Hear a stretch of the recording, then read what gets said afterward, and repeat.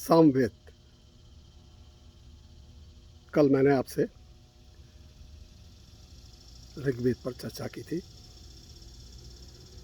आज सामवेद। साम मीन्स गीत, वेद ज्ञान का खजाना, संगीत के स्वर, संगीत लहरी के स्वर। तो शाम का अर्थ है रूपांतरण और संगीत, सौम्यता और उपासना। वास्तव में ऋग्वेद की जो ऋचाएं हैं उनका संगीतमय जो रूप है, उसका दीदार और उसकी जो ध्वनि है, संगीत लहरी के जो स्वर हैं, वो सामवेद से ही मुखरित होते हैं। सामवेद गीतात्मक है और गीत के रूप में है। जो हमारा भारतीय संगीत है, जिसके सारे विश्व में चर्चाएं होती हैं, उसका मूल जो स्रोत है वो हमारा सामवेद है। सामवेद के जो देवता हैं वो सूर्य है, the king of our solar system. Agni, Indra और सविता का इसमें उल्लेख किया गया है। जो चारों वेदों में ये सबसे छोटा वेद है, सामवेद।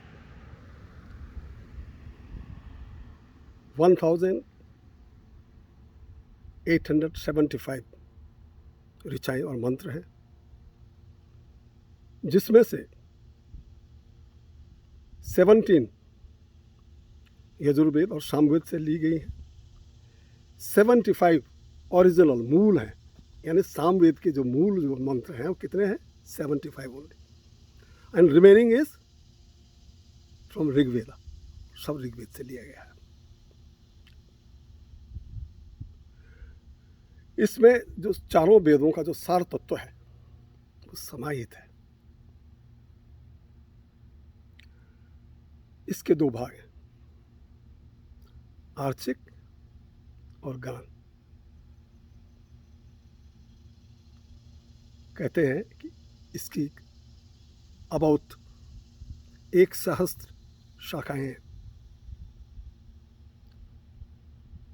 उसमें से अब 3 आचार्यों की शाखाएं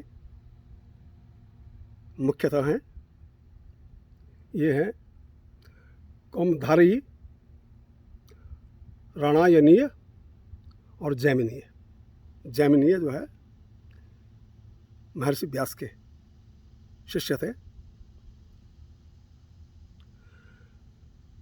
गीता में भगवान कृष्ण कहते हैं कि मैं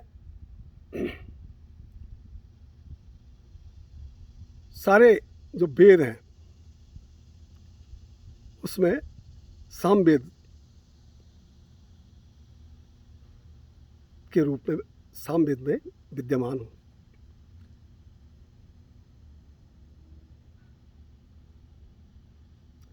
अनुशासन पर्व में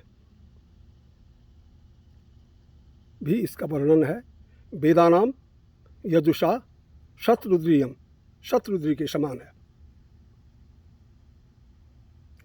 और गीता में भगवान कहते हैं वेदानाम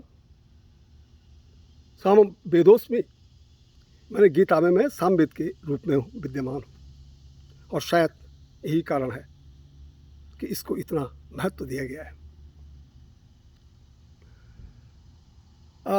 अग्नि पुराण में भी इसका वर्णन है और कहते हैं कि इसके मंत्रों के जाप करने से समस्त रोग दूर होते हैं और आपकी जो मनोवांछित कामना है उसकी पूर्ति होती है।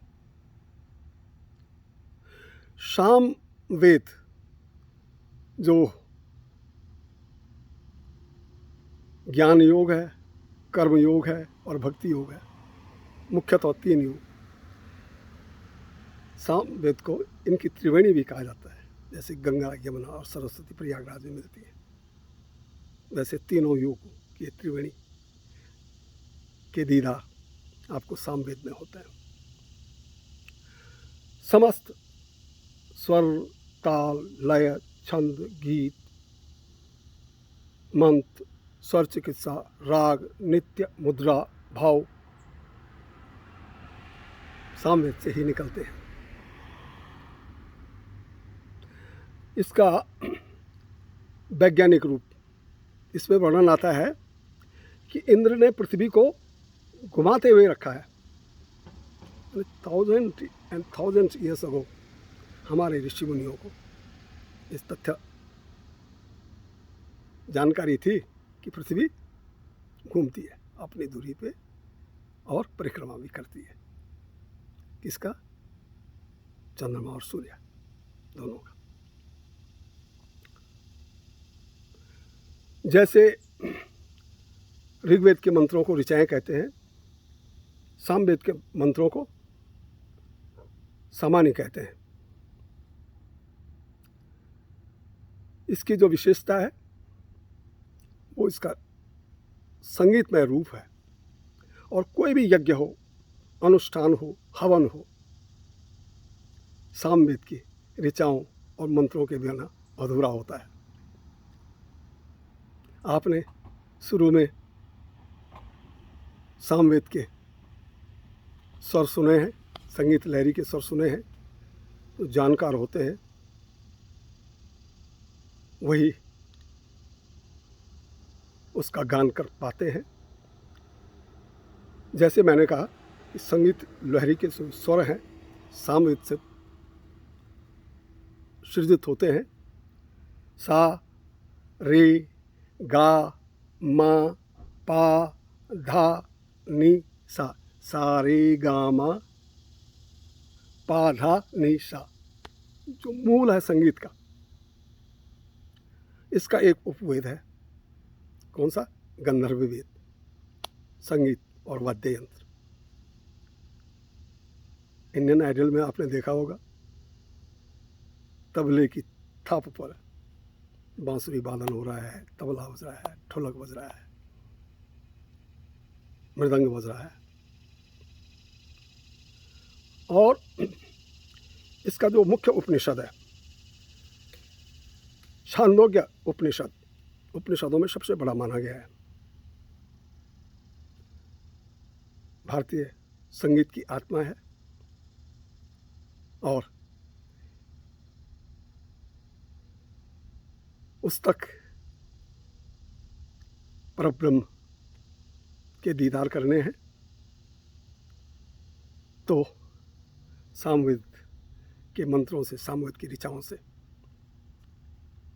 हम अपने जो परमेश्वर हैं उनको प्रसन्न कर सकते हैं। आज यहीं अपनी बात की समाप्ति करता हूँ। पुनः अगला वीडियो जो तीसरा वेद है यजुर्वेद, यजुर्वेद से जो कुछ जानकारियाँ हैं वो मैं आपसे साझा करूँगा। तब तक के लिए अलविदा। नमस्तुभ्यम।